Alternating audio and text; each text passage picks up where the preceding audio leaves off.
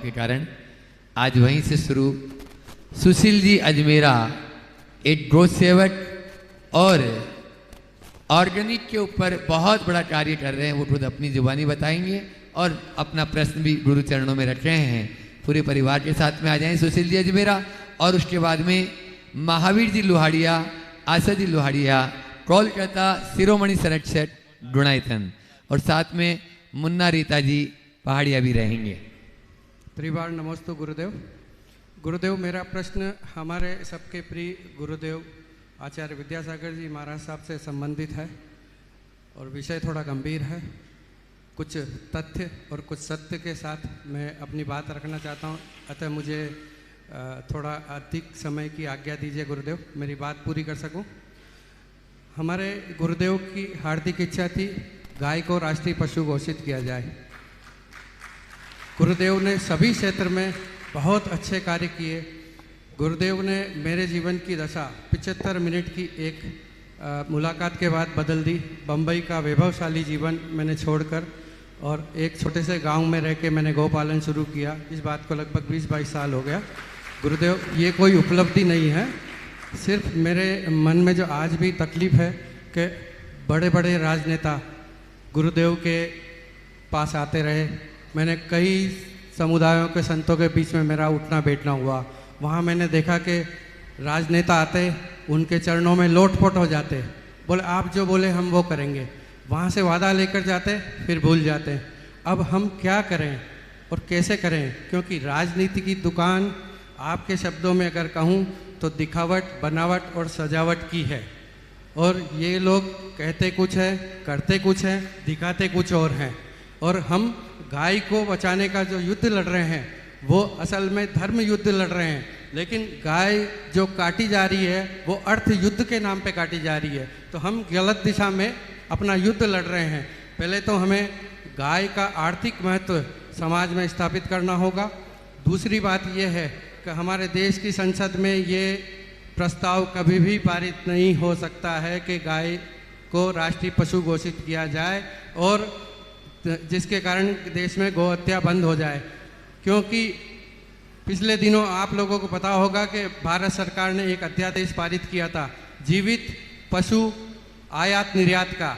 उसके पीछे उद्देश्य एक ही था कि विदेशियों को अभी हमारा जो गौ मांस का फिनिश गुड्स मिलता है वो फ्रोजन फिनिश गुड्स मिलता है, अब उनको रॉ मटेरियल चाहिए। क्यों? फिनिश गुड्स में उनको मज़ा नहीं आ रहा है, रॉ मटेरियल के रूप में हमारा भारतीय गोवंश उनको चाहिए। और वो गाय का चमड़ा, गाय का खून, गाय की हड्डियां और गाय के दांत सब कुछ उसका व्यापार करेंगे और वो वहीं संवर्धन करेंगे। उसके बाद उनको हमारे यहाँ से गौ मांस खरीदने की ज़रूरत नहीं पड़ेगी। लेकिन वो हत्या और हिंसा को बढ़ाने वाला व्यापार है। और मेरा आपसे निवेदन है कि ये भारत की संसद में कभी भी पास नहीं हो सकता है, क्योंकि भारत के नेता विदेशी दबाव में काम करते हैं।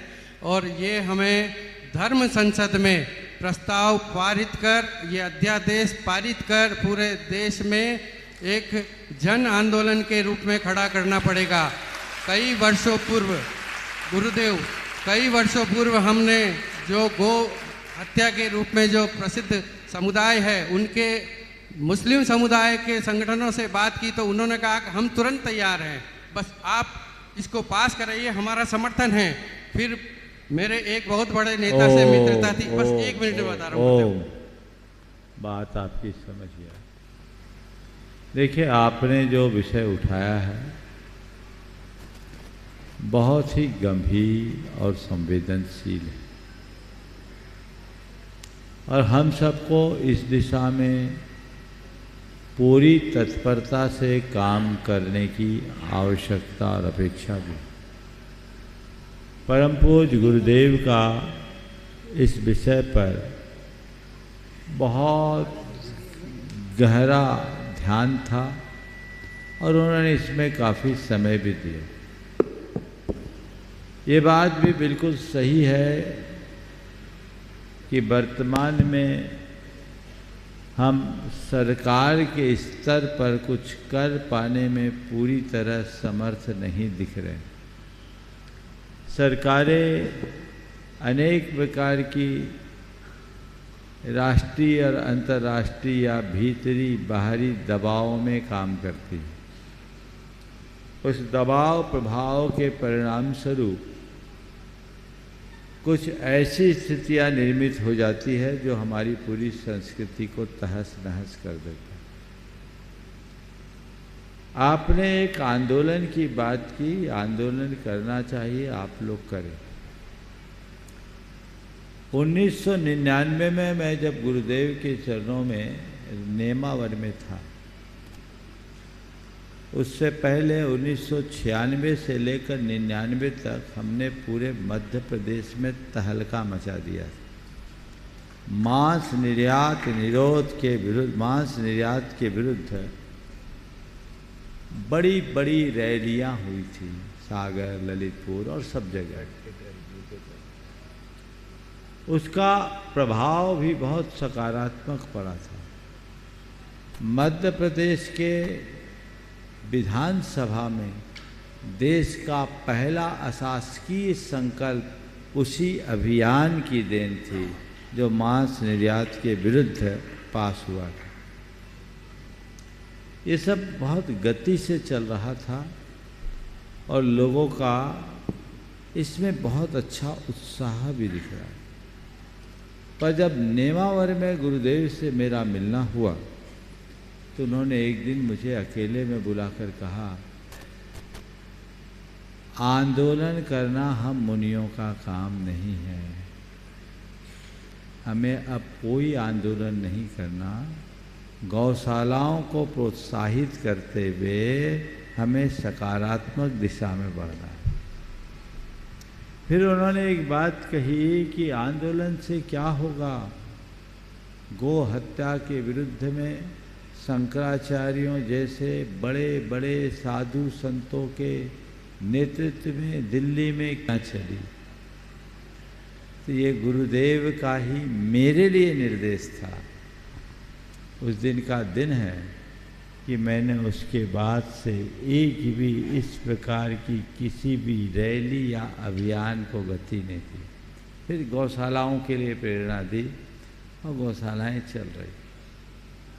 ये बहुत ही प्रशंसनीय कार्य है कि आप जैसे एक अच्छे उद्योगपति ने अपनी इंडस्ट्री को बंद कर गुरुदेव की प्रेरणा से भारत की संस्कृति को आगे बढ़ाने में अपने आप को लगाया।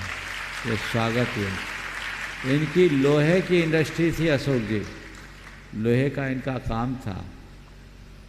क्या बनाते थे? क्षमा चाहता हूँ गुरुदेव, हमारा ग्रेनाइट का काम था। ग्रेनाइट की खदान और फैक्ट्री सब थी, ग्रेनाइट की खदान थी। हाँ, उन सबको बंद करके अभी खेती और गोपालन में लगे हैं और ऑर्गेनिक खेती को बढ़ावा देने के मिशन में देशव्यापी अभियान में लगे हैं। अभी कुछ दिन पहले ये बांग्लादेश तक होकर के आए। अच्छा कार्य। तो मैं इस दृष्टि से कहूँगा कि समाज को अभी ऐसे आंदोलन की रूपरेखा बनाने की आवश्यकता नहीं है। देश की जनता को जागृत होने की जरूरत है। गाय को राष्ट्रीय पशु घोषित कर देना मात्र इसका समाधान नहीं है। इसका असल समाधान गोवंश के पालन के प्रति जागरूकता है। गोपालक जागरूक हो जाए तो गो हत्या होगी ही नहीं। गो हत्या के लिए बधिकों के पास गाय पहुंचती कहाँ से है? गोपालकों से नहीं। हम उस मूलभूत समस्या को देखें और ऐसी जागरूकता उत्पन्न करें कि लोग इस तरह के कृत्यों के विषय में सोचे ही नहीं, लोगों को गोवंश मिले ही नहीं, लोगों को ये समझाया जाए कि एक गाय जीते जी हमारे काम की है, मरने के बाद भी हमारे काम की है। यहीं डॉक्टर वीरेंद्र आए थे, उन्होंने कहा 8 रुपया लीटर तो आज भी हम गोमूत्र लेते हैं।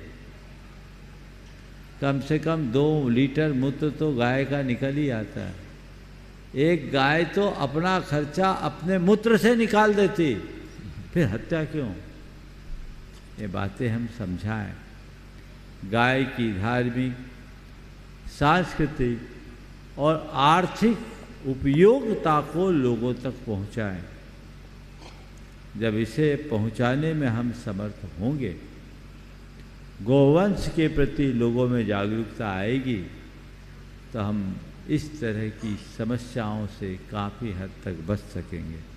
इसलिए मैं आपसे भी सलाह दूंगा, भावनाओं में आकर कोई बहुत आगे बढ़ने का काम न करें, हम वही काम करें जो हम कर सकते हैं।